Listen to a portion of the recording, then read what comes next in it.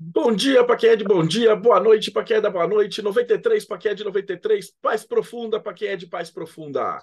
Você está em mais um Boteco dos Illuminates e hoje é a noite martinista, porque a gente está trazendo aí um livro novo sobre rosacrucianismo, de um cara que já veio aqui várias vezes. Hoje vamos ver se é uma noite muito boa para bater papo e chamando a galera do Boteco aqui pelo Projeto Mayhem, Rodrigo Lutarque.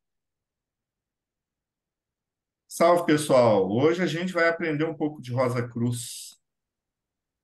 Diretamente do Japão, Robson Belli. Ohayou gozaimasu para quem está aqui comigo, Konbanwa para quem está no Brasil, Konnichiwa quem está vendo gravado isso à tarde em outro horário. Bom, eu vim pelo nome da live, estou bastante interessado em saber que livro é esse que está saindo aí. Dos nossos amigos do Conexão Pagã, André Correa. Saudações, seres humanos. Rosacrucianismo, livro, romance, histórias, mitologia é um assunto que me interessa muito, então vamos lá, que tem muita coisa para correr hoje. E o nosso irmão maçônico rosacruciano martinista enoquiano Ulisses Massad. Opa, fala galera. Hoje nós estamos aqui com um irmão nosso também e vou ler o currículo dele. Ele já esteve aqui, vocês já conhecem, que é o nosso irmão Diego Pereira Franzen. Ele é jornalista, escritor, criador de conteúdo digital, gestor do canal Maçonizando, que traz semanalmente entrevistas e vídeos com curiosidades, esclarecimento e a estrutura da maçonaria. Atua como jornalista desde os anos 2000, começou sua carreira no jornal Diário Serrano. Desde o ano 2010, reside na cidade de Bento Gonçalves, no Rio Grande do Sul, onde trabalha na área de comunicação. É autor de 8 livros, integrante da Academia Internacional de Artes, Letras e Ciências. Franzer é professor de artes marciais no sistema Azanco. Me corrige depois se eu tiver com a pronúncia certa aqui, Diego. Faixa preta de Taekwondo, Hapkido, Kickboxing e Tang Soo Do. É autor de artigos e ensaios sobre filosofia das artes marciais. Mestre em Reiki no sistema Usui. É maçom desde outubro de 2006. Atualmente ocupa o cargo de grande secretário de comunicação do Grande Oriente do Brasil, no Rio Grande do Sul. Filiado à loja maçônica Cavaleiros da Pedra, número 4110, de Bento Gonçalves. Foi grande secretário de comunicação do GOB, do Rio Grande do Sul. Membro fundador do capítulo Demolei Henry Ford, número 1189, de Bento Gonçalves, onde é o presidente do Conselho Consultivo. Grande secretário de Cultura da Grande Loja de Mestres Maçons da Marca do Rio Grande do Sul e deputado estadual maçônico, eleito pela augusta e respeitável Loja Simbólica Cavaleiros da Pedra, de 2023 a 2027. Diego, seja bem-vindo ao Projeto Mayhem. Muito boa noite, Ulisses, boa noite, Marcelo, boa noite a todos esses irmãos que estão nos assistindo, nos prestigiando. É uma grande honra estar de volta aqui nessa pleiade de homens notáveis, né? E com certeza é uma grande honra, uma grande felicidade estar falando do nosso trabalho literário para um público e para um círculo tão nobre como é aqui no Projeto Mayhem, que é um projeto que eu admiro demais, assisto toda semana, então estou muito feliz de estar com vocês de novo aqui. Legal. Fala um pouquinho para a gente a respeito do que é, qual que é o livro e o que é esse livro. Conta para a gente sobre esse projeto, por favor. Bom, vamos lá, então. Assim, esse livro, ele é um pouco mais trabalhoso. Foi um pouco mais trabalhoso fazer esse livro, chamado A Pedra Oculta. Ele é um romance iniciático. Ele é ambientado aqui na Serra Gaúcha do século XIX. Século XIX. A gente está ambientando esse livro pós-proclamação da República na Revolução Federalista de 1893. Então, é um projeto assim também que foi desafiante por causa da pesquisa histórica, né? Que eu tive que fazer sobre o contexto político, social da época ali do século XIX, porque não ia fazer algo assim sem realmente fazer um contexto interessante, né? Mas foi bem interessante essa pesquisa, porque eu me aprofundei um pouco mais em algumas coisas que eu não sabia, né?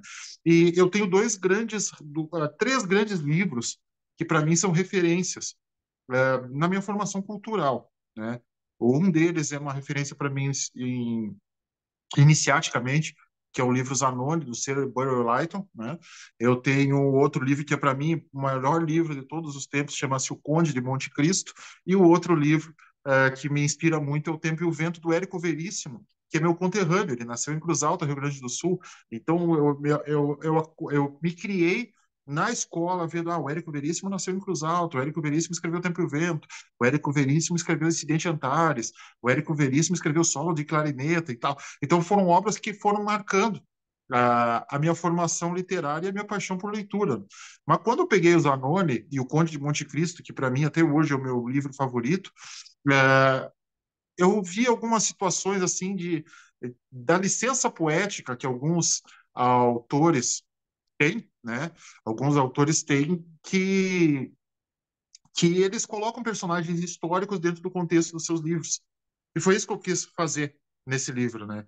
Então, por exemplo, tu pega o Érico Veríssimo e coloca lá na Revolução Farroupilha o general Bento Gonçalves conversando com o capitão Rodrigo Cambará, né? Então, e faz essas licenças poéticas com personagens históricos. Eu me permiti fazer isso também. Então, cito lá o Gumercindo Saraiva, cito o Júlio de Castilhos, que eram os dois grandes opositores que nós tínhamos na Revolução Federalista de 1893, onde a República recente tinha sido proclamada, e aí o Rio Grande do Sul vivia um conflito entre os legalistas, que era a turma do Júlio de Castilhos, que queriam a subordinação ao governo federal, e tinha como é que eu poderia dizer? Tinha os caras que defendiam que os estados tinham que ter mais autonomia, né? Os estados tinham que ter mais autonomia, eles não podiam. Como é que eu poderia. Eles queriam que o estado fosse federalizado, como é nos Estados Unidos, onde cada estado tem a sua independência. Aí o que, que acontece? Começou essa revolução, que foi bem sangrenta. Diga-se de passagem, Cruz Alta, minha terra natal, era conhecido na época como Ninho dos Pica-Paus. Os pica-paus eram os famosos chimangos, que eram os caras do lenço branco. Os caras do lenço vermelho, que eram os federalistas, eram os maragatos. E o sangue corria solto, né? Era saques, era ataques e tal. E esse livro ele começa num ambiente pré-revolução federalista, onde nós temos dois jovens maçons dentro dessa história, que eles estão estudando filosofia, cultura e tal, e em um determinado momento eles acham que a maçonaria não está suprindo o que eles querem mais, né? E de repente, começam alguns conflitos políticos entre duas parcelas da sociedade. Nós temos a parcela pobre, que é uma parcela miserável, a maioria da população que não sabia ler e tal, até 4% da população sabia ler naquela época. E tem a elite intelectual. A minha história se concentra na elite intelectual. Então, esses jovens idealistas, o pessoal, nós estamos num período pós-Revolução Federalista, então, pós-proclamação da República, melhor dizendo, e pós-abolição da escravatura. Então, tu vê, em 1893, 5 anos antes, se admitia a possibilidade do tu ser dono de uma pessoa com direito a papel atestando a tua propriedade, né? E não é bem assim para se desfazer esses meios, né? Então, o cara que é nobre e de repente virou uma república, eu deixo de ser um barão, eu deixo de ser um conde, o que eu sou agora, né? E o ego ainda está ali, né? Dizendo, porque uma vez sempre conde, uma vez barão, sempre barão. E, enfim, dentro desse contexto, a cidade está tranquila e um belo dia a cidade amanhece com cartazes anunciando a chegada de uma fraternidade misteriosa, que é a Fraternidade dos Rosa Cruzes. E isso causa um alvoroço muito grande na cidade, que já está às vésperas de um conflito bélico, né? E aí começam a surgir alguns personagens, e um personagem que talvez seja o mais curioso desse livro, que eu fiz uma homenagem dupla. Eu fiz uma homenagem dupla no nome do personagem, né? Que eu fiz uma homenagem a um grande martinista que teve aqui no Sul, que chamava-se Ernesto Braga, e fiz uma homenagem ao Conde Cagliostro. Então, o nome do cara é Ernesto Bálsamo.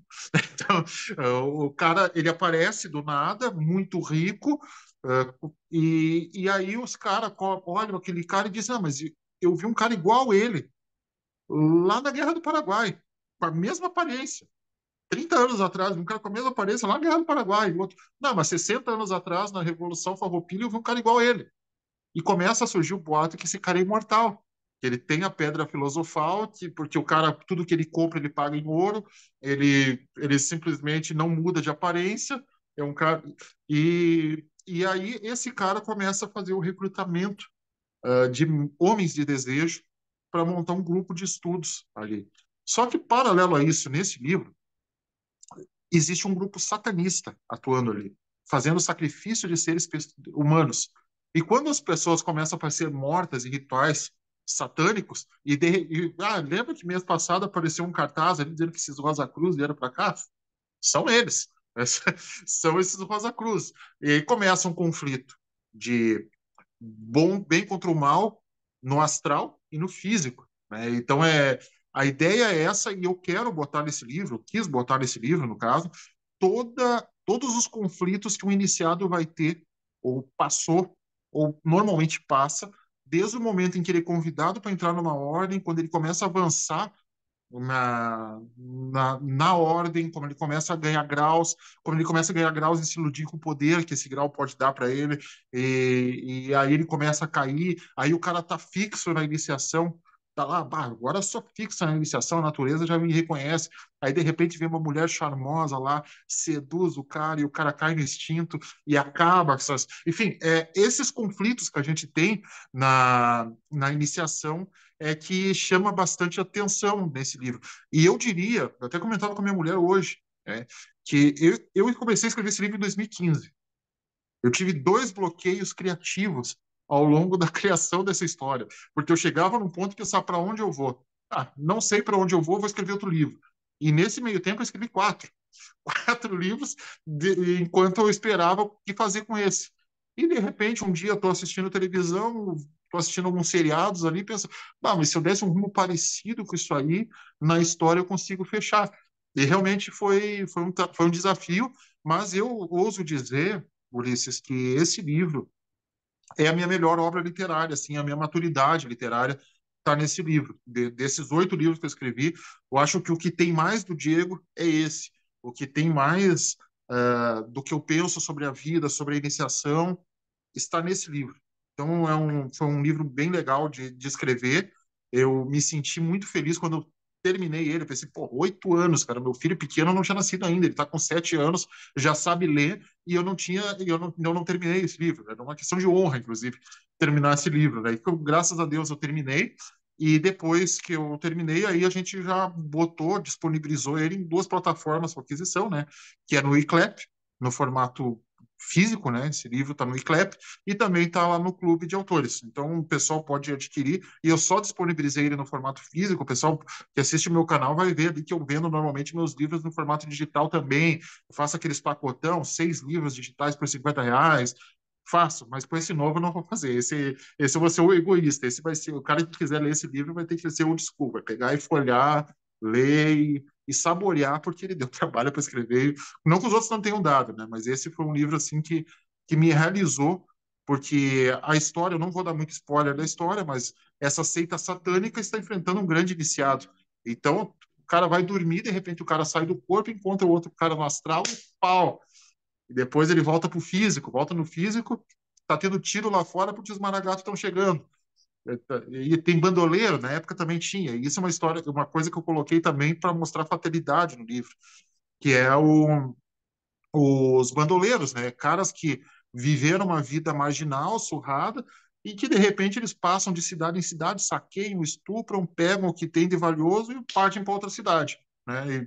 E isso era uma coisa muito comum aqui no Rio Grande do Sul, tanto que famílias escondiam seus tesouros e enterravam em terras, em propriedades rurais, de repente saqueava, matava todo mundo, e até hoje tem registro de gente que acha enterros de dinheiro aqui no interior do Rio Grande do Sul, procurando, vai lá, vamos fazer uma reforma naquela terra lá, pá, acha prata, ouro, tudo enterrado, porque estão invadindo, vamos enterrar. Os castelhanos faziam isso muito também, né? Eles invadiam ali, e vamos lá, invadir, pau e pau, vamos enterrar o nosso tesouro, e os caras matavam, estupravam, e matavam as mulheres, matavam os caras, matavam os animais, e iam embora, e o tesouro ficava. E até hoje tem esses registros, né? Também é uma curiosidade histórica. Mas, em síntese, esse é o enredo. O pessoal que quiser adquirir, então, no eClap, no Clube de Autores. e você pode adquirir esse livro, que com certeza foi feito com muito carinho e trazendo elementos da iniciação, porque eu passei por maçonaria, por ordem martinista, por ordens Rosa Cruz, e eu gostei muito de fazer essa conexão. Mas era isso. Em síntese, agora eu estou aberto a perguntas sobre o livro, porque eu falei bastante, mas eu não sei qual foi a curiosidade que despertou o que eu falei, então estou disponível para responder. Olha, gostei bastante do enredo mesmo, porque é histórico, me interessa e você misturou tudo que eu gosto. Só que eu tô com um problema de fazer pergunta. Se eu fizer uma pergunta muito direcionada, eu vou receber spoiler e eu não gosto de receber spoiler.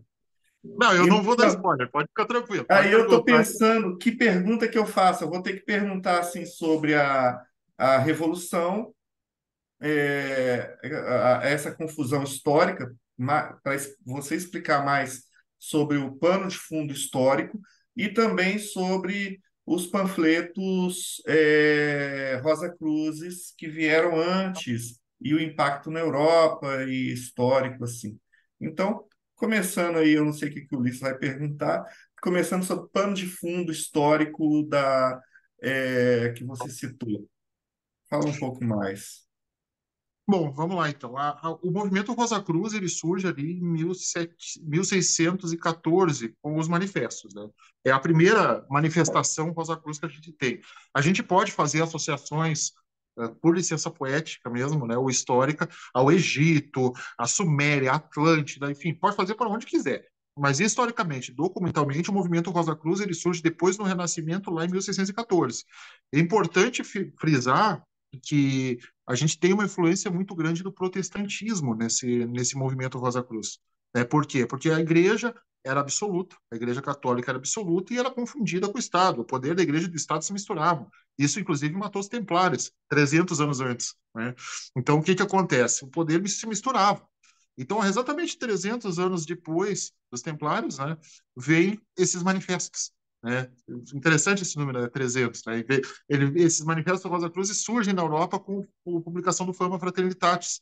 Depois veio o Confessio Fraternitatis e o Bodas Alquímicas de Christian Rodenkreuz, que é uma trilogia de livros, né, que hoje, historicamente, pode-se dizer que são atribuídos ao Johann Valentin André, né, que foi um grande rosacruciano, mas a Rosa Cruz que surge ali com os manifestos não dá para dizer que é uma ordem, né? Não dá para dizer que é uma estrutura organizada com um mestre, grão-mestre, que fazia rituais e tudo mais. É uma corrente de pensamento, assim como foi o iluminismo, o renascentismo, o protestantismo e todas as outras. Né? Então, é uma corrente de pensamento onde eles chamam a humanidade para uma revolução mental, ou seja, para uma transformação de estado de consciência através desses manifestos, onde os primeiros dois são direcionados a uma elite intelectual e o terceiro é mais um romance, né, que mostra um casamento, né, que eles chamam de casamento alquímico, né, que é o casamento da noiva com o noivo dentro de um castelo. Então a noiva seria a alma humana e o noivo seria Deus, numa analogia minha, tá? Então tu faz esse casamento, né, do ser humano com o divino e começa a manifestar isso na Terra. Esse é o objetivo do movimento Rosa Cruz. E aí o que acontece? Surgem depois disso ordens Rosa Cruzes, mas o principal expoente que surge após os manifestos, logo depois dos manifestos, é a maçonaria. Né? Logo depois dos manifestos, 100 anos depois, surge a maçonaria, institucionaliza-se em 1717, e depois a maçonaria começa a vir cartas patentes de tudo que é rito, o pessoal começa a fundar rito, fundar ordem e tudo mais. O primeiro grau Rosa Cruz da maçonaria ele vem pelo Jean-Baptiste Villermoz, né? Ele vem através do Jean-Baptiste Villermoz, que foi um grande pessoal que é martinista, martinesista, pessoal que é do rito ficou certificado, vai associar rapidamente a figura do Jean-Baptiste Villermoz. Ele vem com o Villermoz e depois do Villermoz criar esse grau Rosa Cruz, começam a surgir algumas ordens Rosa Cruz. Né? Então, é uma inspiração dentro disso. É que nem eu sempre falo do martinismo. Né? O martinismo era uma corrente de pensamento baseada no Nicolas Saint-Martin. Só que o Papus pega e ritualiza isso. Ele pega aquele pensamento e, e torna ele ritualístico e faz uma ordem. O rosacrucianismo aconteceu a mesma coisa. Existe a corrente de pensamento e algumas ordens foram lá e fizeram uma ritualística baseada naquela forma de pensamento e espalharam. Né? E a maçonaria é uma dessas ordens. pessoal diz, maçonaria e Rosa Cruz não tem nada a ver. Claro que tem. Claro que tem. Tanto que a gente tem grau Rosa Cruz, né? E o grau Rosa Cruz não é para homenagear os ordens Rosa Cruz. O grau Rosa Cruz é porque a essência é Rosa Cruz mesmo, porque as ordens vieram depois. Né? Então, esse é um ponto que é bem chave. O rosacrucianismo se expande muito rápido, porque ela traz aquela situação assim de, de merecer as obras, o coração, a vontade do indivíduo. Tu deixa de ter aquele temor a um sacerdote e aquela condição de se comportar que nem uma ovelhinha, senão tu não vai para o céu, tu vai para um lugar lá que tu vai queimar para o resto da eternidade e tudo mais. E tu vê que conforme as tuas boas ações, independente do que tu acredita, tu vai conseguir transformar a sociedade e o teu meio. E transformando o teu meio, tu vai transformar coletividades. Essa é a essência do pensamento rosacruciano. Aí o que acontece? Nesse livro, eu tenho ciência, o pessoal vai dizer, mas Diego, no século XIX não tinha Rosa Cruz no Rio Grande do Sul e nem no Brasil. De fato, concordo, e não tinha. É licença poética. Eu realmente fiz uma licença poética, eu trouxe essa licença poética justamente para. Imagina assim, o padre vê aqueles documentos ali, o padre olhou ali aqueles documentos, meu Deus do céu, o que é isso aqui? E pá, vai lá e. Não, mas eu sei que tem maçonaria aqui. Chama o venerável da maçonaria e intima o cara. Que porcaria essa aqui que tá nas ruas da cidade? Que é isso? Nós não temos nada a ver com isso. Esse conflito social que se cria também, porque grandes transformações elas também passam por grandes rupturas. Né? Então, a sociedade viveu isso. Elas tinham domínio da igreja, depois houve um movimento protestante, que foi uma ruptura, depois a gente tem iluminismo, renascentismo, rosacrucianismo, e todos os movimentos que transformam a sociedade, eles são rupturas. E o rosacrucianismo foi uma ruptura, uma forma de pensar para trazer outra, uma revolução mental, né? Uma revolução espiritual. E eu acho que os rosacrucianos foram muito felizes nisso. E as ordens e o legado, e hoje nós estamos falando em Rosa Cruz, mostra que o serviço de todos esses anônimos que trabalharam lá valeu muito a pena, né? Eu acredito que por aí, Rodrigo. Eu ia fazer a minha pergunta, mas você acabou de responder. A minha curiosidade era com relação ao movimento Rosa Cruz, quando ele teria chegado aqui, se você, na sua pesquisa, você teria encontrado alguma coisa antes, né, do que é conhecido aí, mas você já respondeu que não, né, era só uma licença poética. Mas, Diego, eu estou encantado com a história, cara. Pô, o Rodrigo, ele mandou muito bem ali, porque você pegou tudo aquilo que a gente gosta de ler num romance e você trouxe ali pro livro, cara. Que bacana. Tô curioso com esse livro. Eu tenho que pensar, sim, que a gente precisa trazer reflexões. E eu vejo assim, por exemplo, a gurizada do hoje em dia, eu sou de presidente do Conselho Consultivo do capítulo de Demolei. Eu vejo que é muito mais fácil, e não é demérito, porque a gente é outra geração. A gente não pode exigir que um guri de 16, 17 anos se comporte como um tiozão de 42 aqui. Não dá. Não dá, porque eles não têm 42, eles estão numa outra época da vida, num outro estágio da vida, e eles estão passando essa época da vida num período diferente do que nós passamos. Então, eles têm outra formação, né? Então, eu vejo que eles gostam muito, por exemplo, e isso é um legado que o próprio Marcelo deixou, né? Eles gostam muito de RPG, né? Eles gostam muito de jogar CAD, Yu-Gi-Oh!, de jogar... E tudo isso aí é muito legal, porque isso desperta o interesse de espiritualidade na gurizada. Hoje eu estava conversando com um irmão daqui da cidade, um irmão que diz que ele tem uma loja voltada ao público geek, e ele conversando com um menino lá, de 20 anos, que estava jogando Yu-Gi-Oh! E o guri começou a dar alguns bizus de magia do caos pro cara. Mas onde é que tu aprendeu isso? Aprendi jogando. Então, desperta, sabe? Desperta e o cara começa a buscar. E eu vejo assim, ó, que histórias chamam muito a atenção. Muito mais do que tu escrever um tratado, muito mais do que tu escrever um texto chato de 300 linhas, que nem aqueles textos chatos pra cacete do Samartã. A gente gosta porque é martinista, mas aqueles textos são chatos. Eles são muito chatos, eles são prolixos, eles dão sono. E quando a gente pega esse texto, assim, por exemplo, e romanceia, como foi feito em Zanoni, a mensagem fica muito mais clara, apesar de ser uma alegoria. Tanto que os rituais das ordens que a gente participa são dramas ritualísticos, né? A maçonaria tem o seu drama ritualístico, as ordens Rosa Cruz têm. Então, o romance, para mim, é uma grande forma de passar uma mensagem. E eu acho que o objetivo justamente foi esse. A gente sabe que aqui no Brasil a gente teve grandes precursores, né? Vem Sociedade Teosófica, vem Círculo Esotérico da Comunhão do Pensamento, Francisco Valdomiro Lorenz, uma figura fantástica que veio no começo do século XX para cá, e se populariza, Dario Veloso, toda essa galera, né? Populariza o movimento esotérico, e lá nos anos 60 começa aquela história lá da Era de Aquário, da Revolução Hippie e tudo mais, e nos anos 60 o pessoal desperta mais ainda, e aquilo vira uma febre. E hoje a gente está colhendo os frutos disso, né? Então, é muito bom isso, assim, porque a gente rompeu paradigmas através da busca por uma espiritualidade alternativa dentro do que o nosso coração vibra, né? E a senda cardíaca também é isso, né? Diego, cara, fantástico, fantástico o que você está trazendo. Eu até comentei aqui no chatzinho, né, que essa licença poética aqui de pegar contextos históricos e colocar, né, toda essa história em cima me lembra muito Bernard Cornwell quando ele está descrevendo momentos históricos ali, ele vai colocando personagens para amarrar a história com a mitologia dele, muito legal mesmo. E me chamou a atenção uma coisa. Que você já introduziu o assunto, assim como respondendo para o Ulisses agora, que você pega o romance e você gera o conflito, né? Você pega aquele conflito ali pós-proclamação, saindo de um conceito da situação da escravidão, né? O pós-escravidão, onde você tem um mundo ali que é bipartido, né?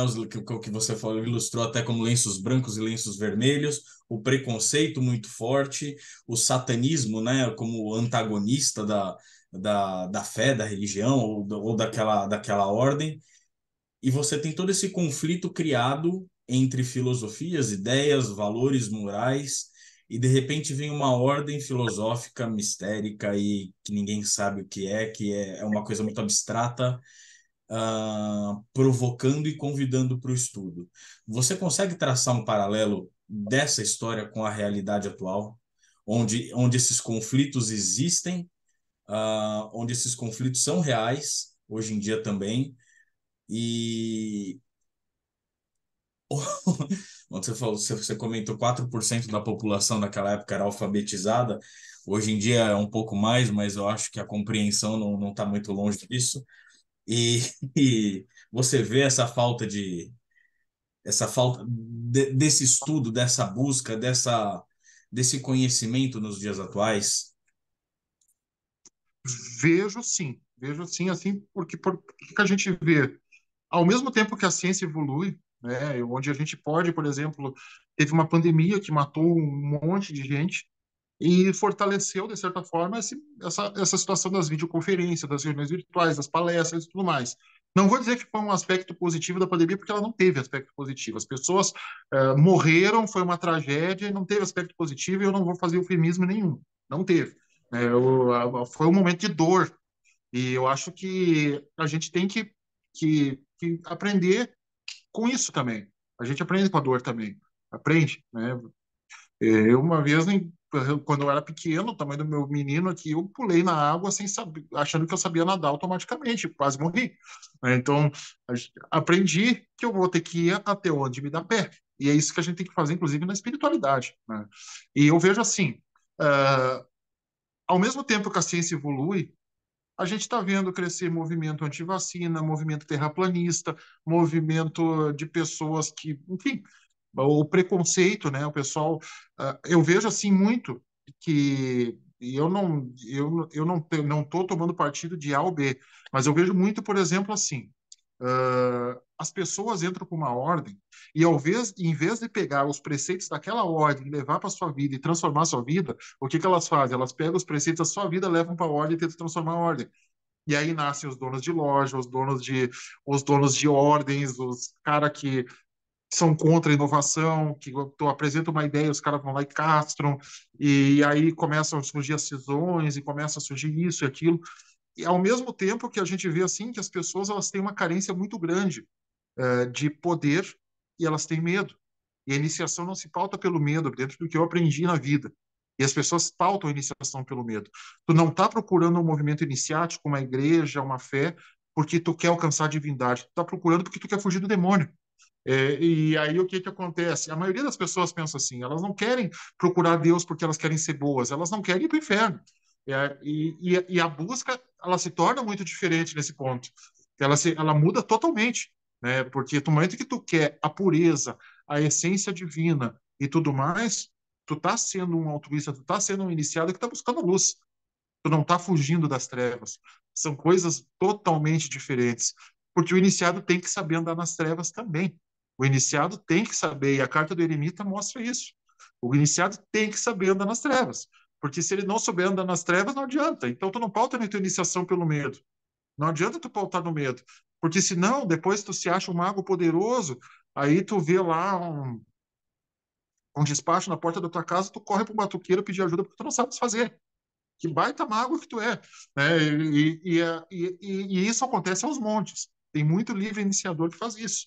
Então, é, a gente tem que buscar, pelo menos dentro do meu entendimento, a pureza, né? Ou seja, um estado que realmente tu se torne sutil, né? Se torne o sutil, se torne leve, mas tu não precisa tratar alguém mal porque a pessoa não está assim. Tu não precisa se sentir superior porque o cara é um cara que é mais rústico, mais rude e tudo mais. A gente sabe que tem as afinidades. Por exemplo, eu não me sinto bem perto de cara muito... É um termo que a gente usa aqui no Sul, bagaceira. Um cara muito chinelão, um cara muito... Sei lá, eu não me sinto bem perto desse tipo de cara, porque eles começam a fazer piadas que eu não gosto, eles começam a fazer comentários que eu acho escroto e eu não gosto. Então, o que eu faço? Eu me afasto, mas eu não preciso tratar mal essas pessoas. Eu não preciso pisar em ninguém porque eu não sou superior a ninguém. A minha avó dizia uma frase que eu achava muito legal. Ela dizia assim, que saco de batata só tem batata. E se tu tá encarnado na Terra, é porque tem uma batata, assim como todas as outras batatas, nesse grande saco de batata. Então, a tua evolução espiritual é muito parecida com todo mundo que está aqui. Por isso que tu tá em sintonia com essa gente. Então, eu vejo que a gente precisa, sim, buscar, e esses conflitos acontecem não só na sociedade, as ordens são reflexos da sociedade, acontece, a gente está vendo cisões na maçonaria por toda parte, a gente está vendo ordens Rosa Cruzes ruindo, quebrando, capítulos, lojas fechando, e tudo isso acontece por quê? Porque as pessoas vão lá e levam seus problemas para dentro da ordem e começam a brigar. E aí os outros saem e esvazia. E aí tu diz, não aguentaram, não tiveram força para aguentar. Às vezes é só a gente que é chato e as pessoas se afastam, né? Então é por aí, né? Eu espero ter respondido a pergunta. Valeu, valeu. O meu é um comentário. Você está falando sobre esse romance, a parte de ensinar. Na hora me veio a ideia de que nessa grande religião cristã, o Espiritismo, as pessoas não leem as obras de Kardec, eles leem os romances. Então, eles aprendem mais através dos romances espíritas do que lendo as obras básicas de Kardec. Então, o seu livro é assim, ele é para passar uma mensagem iniciática também? É assim, porque o que, que eu vejo assim, no movimento, eu fui espírita por um bom tempo, fui presidente até de uma casa federada. E realmente essa estatística que tu falaste é verdadeira. O romance espírita é o que mais vende e tal. Mas a pessoa que procura o centro espírita, ela não está procurando, diferente de uma ordem. A ordem tu procura, por exemplo, quando tu tá com anseio, um chamado interior. Tu tá sentindo uma necessidade de algo mais. O centro espírita, normalmente a pessoa procura quando ela está sofrendo, quando ela está tendo fenômenos em casa, quando ela está procurando um consolo, né, o consolador prometido, né? Ela vai lá e procura esse consolo e tal, e ela não está com saco para ler obras básicas do Kardec. Ela não está com paciência para isso. Ela quer uma coisa assim que edifique ela, né? Então, o que que ela faz? Ela vai lá e lê o Violetas na Janela e se sente bem com aquilo, sabe? Se sente suave com aquilo e aquilo faz bem. Então, é um tipo de literatura que eu não leio, não leio, já li por curiosidade para ver o que que era, né? Mas é uma literatura que eu não leio, mas eu sei o quanto ela faz bem para as pessoas. É que nem Paulo Coelho. Paulo Coelho trouxe muitas pessoas para a iniciação, né? E o pessoal, Paulo Coelho e tal. Aí o pessoal diz assim, eu vi comentários assim, mas o Paulo Coelho escreve mal. E eu disse, mas é o único escritor vivo mais traduzido que Shakespeare. Se ele escreve mal, ele é mais poderoso ainda. Se o cara escreve mal, está morando num castelo na Suíça e nós aqui pagando carrinho 1.0 a prestação, reclamando da literatura dele, é, é por aí, né? Então, o que que acontece? Os livros, os romances, eles trazem muito a mensagem. E eu estou tentando trazer uma mensagem nesse livro de algumas coisas, inclusive, que eu vivi. Né? Por exemplo, tu tem um sonho iniciático, tu se impressiona com aquele sonho, aí tu vai comentar com o cara, aí o cara já pensa assim, ah, mas tu já pensou nisso? E te dá uma chave e tu mesmo faz a tua reflexão. Ninguém precisa ir lá e dizer, ah, teu sonho aconteceu isso, por isso, por isso, por isso. Não, o cara te dá uma chave, ah, mas esse símbolo significa isso, esse contexto significa aquilo e tal, o que que tu acha disso? Aí o cara pensa, monta o quebra-cabeça e entende a mensagem. Porque a natureza é assim, ela se reveste de símbolos. A natureza, ela se reveste de símbolos e nós, a partir da leitura dos símbolos, a gente consegue aprender. Isso que os Rosa Cruz diziam, né? Quando eles diziam, nós aprendemos a falar a língua de todos os países em que desejamos estar, afastando o homem, nosso semelhante do erro fatal. Qual é a língua universal? É a língua dos símbolos. Se você consegue entender os símbolos, você decifra qualquer coisa. Né? O símbolo é universal. Tu tem um pentagrama, eu vi que o outro irmão tinha um pentagrama tatuado ali na mão, o pentagrama é um símbolo. Né? E ele tem um contexto, ele tem um poder que está enrustido e análogo a esse símbolo. E ele trazendo análogo a esse símbolo, tu vai, de certa forma, internalizar ele. E tu internalizando ele, tu consegue pegar essa essência divina. E o Rosa Cruz era isso, treinar o olho e aprender o significado dos símbolos. E eu abordo isso no livro também. Né? Entender os símbolos, entender os sinais da natureza. São coisas assim, não que eu me ache um Jedi, assim, mas são coisas que a gente vive, né? E às vezes a gente pensa assim, tem muito iniciado que pensa assim, eu vou viver como um Jedi, como um mago, coisa, e esquece que a vida acontece aqui também na matéria. E se nós não souber tomar o doce e o amargo, a gente vai cair para lembrar que a gente está encarnado. Né? Eu acho que é por aí.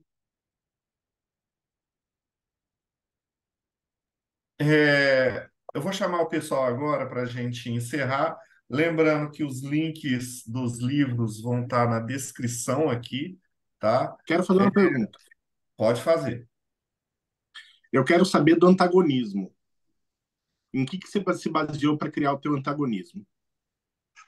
Bom, eu tenho um livro que eu escrevi, Rodrigo, Robson, perdão. Robson, eu escrevi um livro em 2015. Eu escrevi um romance iniciático.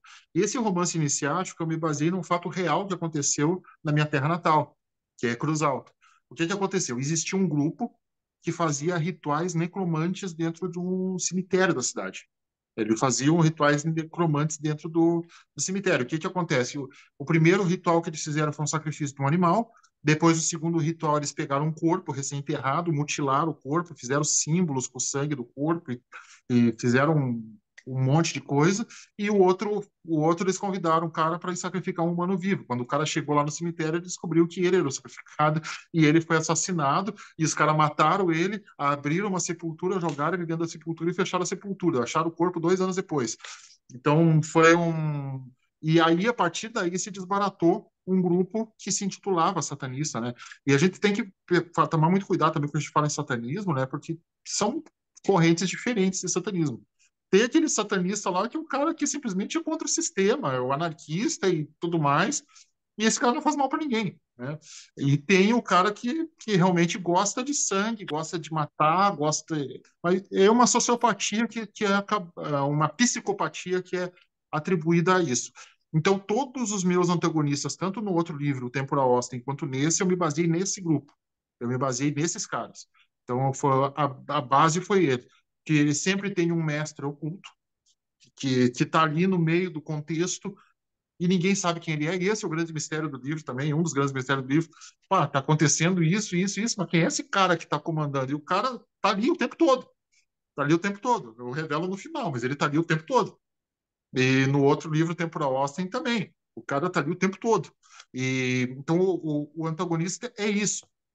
Só que eu pego também uma situação assim, ó. Nós estamos falando de um cara que, teoricamente, tem 400 anos de idade, que é o cara que está lá na cidade. E será que esse cara já não encontrou esse louco no passado? Será que esse cara já não estava no mesmo movimento e de repente eles tomaram rumos diferentes e acabaram se encontrando de novo? E se for, como é que é esse reencontro, né? Então, esse é um ponto que a gente tenta trazer no livro para essa reflexão. Então, o antagonista, na realidade, ele é um cara que ele está ali o tempo todo, não vou dar spoiler do livro, óbvio, mas ele está ali o tempo todo, ele tem seus seguidores, e tem dois tipos de seguidores, tanto o Rosa Cruz quanto o antagonista, eles têm dois tipos de seguidores, que é o cara que realmente quer, o cara que busca e tal, e o cara que está ali pela pilha, o cara que está ali pelo fenômeno, o cara que está ali porque ele quer se embriagar com o fenômeno. Então, e nas ordens, todas elas a gente tem isso, né? O cara que quer ver o fenômeno, quer ver a força, quer mexer objetos com a mão, com a cabeça, enfim, né? Então, o cara que quer manipular mentes fracas, que nem o Jedi lá, a gente tem esses dois tipos de buscadores.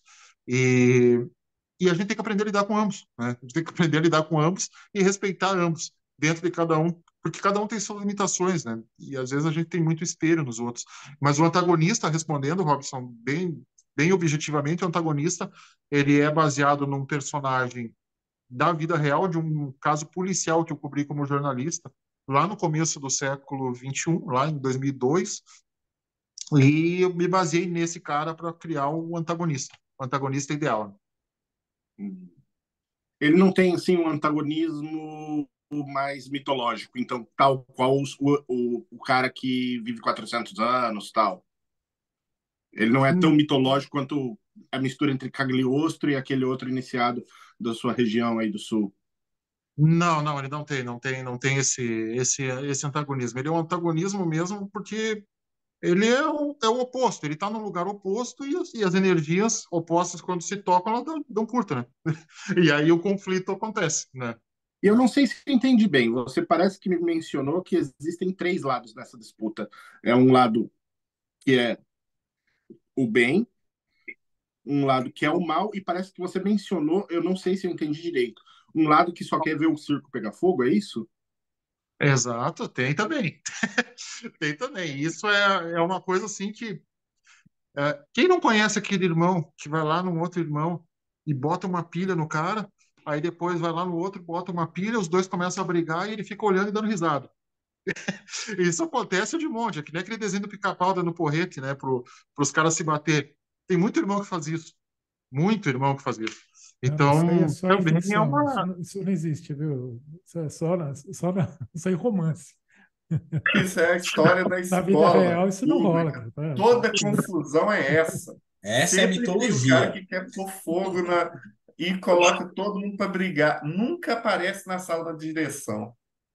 Esse Isso me lembra, Rodrigo, uma piada que é muito popular aqui no Sul, que tem um baixinho que entra num bar lá, bate na mesa e diz: quero saber se tem algum valente aqui querendo brigar contra o valente. Todo mundo olha pro baixinho, ele dá outro soco na mesa e diz: eu quero saber que tem um valente querendo brigar contra o valente. Aí eu levanto um grandão lá: eu quero. E ele: muito bem, já temos um. Eu quero saber se tem outro valente aqui querendo brigar contra o valente. Porque ele queria ver o cara brigando. É por aí, né? Então, tem gente que é assim. Tem gente que, assim, por incrível que pareça, e eu circulo no meio político, eu trabalho no meio político, então eu vejo isso muito também, muito também, de gente que. Eu gosto muito da Revolução dos Bichos. A Revolução dos Bichos mostra muitos temperamentos que a gente vê na sociedade. Então, e tu lendo ali, tu começa a identificar: mas isso aqui me lembra fulano. Essas metáforas são fantásticas, né? Foi o que me inspirou também, né? Metáforas. Muito bom, muito obrigado. É assim, você não cansou de vender seu livro, né? Depois dessa aí do antagonista aí, essa parte final, nossa, top demais. Só que infelizmente nós temos que encerrar aqui. Aí eu gostaria de chamar o pessoal para as considerações finais. E Robson, considerações finais. Bom, romances são sensacionais. Zanoni foi um dos Zanoni foi um dos que me impactou muito quando eu li, quando eu era mais jovem. E até tenho que recomprá-lo porque o meu ficou no Brasil. E assim, é muito bom saber que ainda há romances iniciáticos sendo lançados, porque realmente é uma literatura escassa e que acaba sendo muito necessária para quando você quer apresentar, principalmente para as novas pessoas, né? Para essa nova geração, mistérios antigos. Então é uma forma muito gostosa de você apresentar. Eu mesmo fui apresentado a Zanoni, Adonai, quando era bem jovem e assim, é o tipo de literatura muito boa para quem está querendo ser introduzido nos mistérios. Então, pessoal, vocês que estão querendo aí conhecer um pouco mais do que é magia, do que é esse mundo esotérico, dá uma lida no romance iniciático, vai ser muito produtivo para vocês. E fica a dica aí, ó, já temos um ambientado no Nacional. Robson, essa sua consideração final, assim, me veio na cabeça que no nosso rolê aqui tá faltando romance iniciático. A gente devia ter mais. O Diego parece ter escrito outros. Então, pessoal, procurem. André Correia, considerações finais. E, né, falar sobre romances iniciáticos escritos em território nacional. Vale citar também Zé Rodrigues, que escreveu a trilogia do Tempo, que é muito boa, né? Agora, com essa daí, acabei de seguir, você tá ouvindo você falar, já fui seguir você no Instagram aqui, depois eu quero falar com você sobre os seus livros. Fantástico, fantástico. É, já que você citou Jedi, né, falou da influência, eu quero fazer essa menção aqui. Comprem o livro, tá? É, e se você quiser saber um pouco mais sobre bruxaria e paganismo, Conexão Pagã no YouTube e no Instagram, é isso. Beijo para vocês, Diego. Valeuzão por hoje, cara. Será que a gente vai ver o Diego Frasen no Conexão Pagã? Será? Será? Será? Ulisses Massad, considerações finais. Diego, cara, assim, parabéns. Eu acho que pelo que você introduziu, assim, deu aquele gostinho de querer saber mais sobre essa história. Como mencionado, né? Romances iniciáticos são muito gostosos de ler, né? O André comentou a respeito da obra do Rodrigues, eu tive a oportunidade de ler. Então você pega são 3 livros, 3 calhamaços de letras pequenininhas, sem ilustrações, assim, e você devora aquilo, cara, que é gostoso de ler, né? Então, eu acredito que o livro do Diego, aí, pelo que ele está falando, vai ser algo que também você vai pegar e vai tentar devorar, porque eu já estou curioso para saber mais sobre a história. Cara, parabéns e legal aí saber do que você tem produzido aí. São vários livros e saber que tem um aí que é um de excelência seu. Muito bom. Diego, considerações finais. Bom, vamos lá então. Primeiro, eu gostaria muito de agradecer a todos vocês pela oportunidade, por esse bate-papo, por poder divulgar essa obra. Eu lembro que eu escrevi um outro livro, que é o Tempora Austin, né? Depois eu acabei fazendo uma reedição e colocando ali no Clube de Autores uma reedição ampliada. Porque a crítica que a minha mulher fez, e a minha mulher, ela é bom por causa disso, ela fez assim, tu passou muito tempo como repórter policial, tu parece que tá descrevendo ocorrências policiais, tu tá muito formal, tu tem que ser mais solto, mais literário e tal. E realmente, eu vi ali que eu peguei o Temporal Austin com 130 páginas, fiz uma reedição de 300, fazendo uma coisa mais legal, mais romântica, né? E menos enxuta, que nem jornalista, que é mania de jornalista. E esse livro eu acabei fazendo ele, todo ele assim. Então, eu gostei muito do resultado final. Como eu falei, para mim, assim, o melhor livro que eu escrevi até hoje é esse. Espero escrever outros melhores no futuro. Já falei que estou com 2 projetos legais. Um que o pessoal me pediu a sequência do Tempora Austin, né? Que eu deixei o final em aberto. E estou pensando se eu vou fazer. E o outro é Os Agentes do Binário, né? Que é um romance distópico, que também é um desafio que eu vou fazer, porque eu já fiz um livro no presente, fiz um no passado, agora vou fazer um no futuro. Então vai completar essa trilogia. Mas obrigado de coração. Quem quiser comprar o livro está lá no ICLEP e no Clube de Autores. É só procurar pelo título Pedra Oculta ou pelo meu nome lá, vai aparecer na opção. E também vai estar o link aqui. E também Se você quiser, também pode seguir o meu canal lá no YouTube, Maçonizando. Toda semana tem vídeos novos sobre maçonaria. E a gente está com uma aceitação bem legal também. Entrevistas, vídeos novos. Ontem a gente fez uma entrevista bem legal sobre a Ordem de Molay, então tem um monte de coisa legal. E fica o convite para o pessoal curtir, compartilhar e seguir o canal. E os livros estão à disposição. Muito obrigado a todos e, de coração, desejo que vocês tenham um ótimo resto de semana. Que o grande arquiteto do universo abençoe os passos de todos nós. E muito obrigado. Nada mais a dizer além de gratidão. E vou agradecer a todos que estiveram aqui conosco durante essa entrevista fantástica. Sim, muito obrigado, Consciência. A Consciência está me lembrando que eu tenho que falar sobre a revista Hermetismo, que se você entrar aqui no catarse.me/TDC, você vai estar assinando e vai estar fazendo parte de um grupo que tem muitos cursos, cursos básicos daquela parte que você precisa do alfabetismo, da alfabetização do ocultismo, e cursos mais avançados com o Robson aí sobre grimórios, outras coisas, cursos de tambor com o André de Enoquiano, com Ulisses.